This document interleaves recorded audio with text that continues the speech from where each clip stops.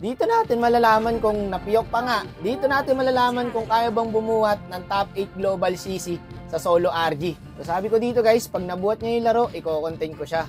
Nako, naipag-swap yung S3. Delikado to. Ako pinag-core guys. Sabi ko hindi ako masyado nagko-core. Huwag kayo mag-expect. Buong bansa ay walang pakialam!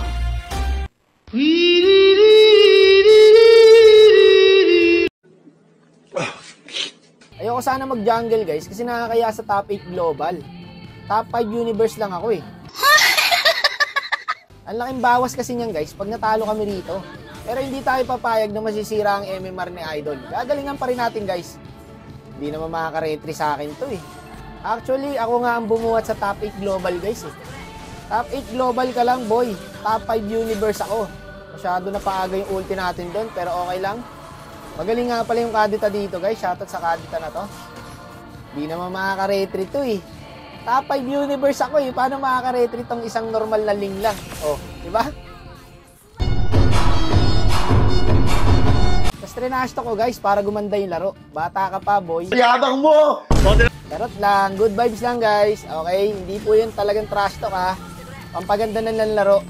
Para uminit yung link pre. No? Ganahan ako mamaya. Huwag kang mag-alala doon. Dadagdagan natin yung MMR mo. Boom. Sabog.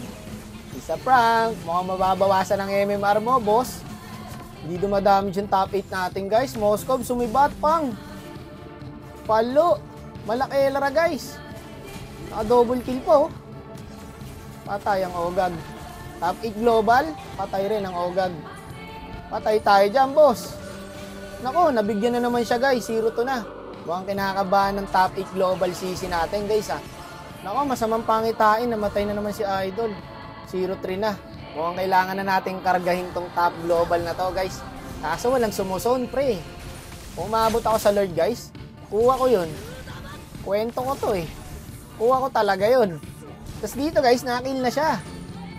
So nabigyan din siya. Tambak na pala kami guys, 920.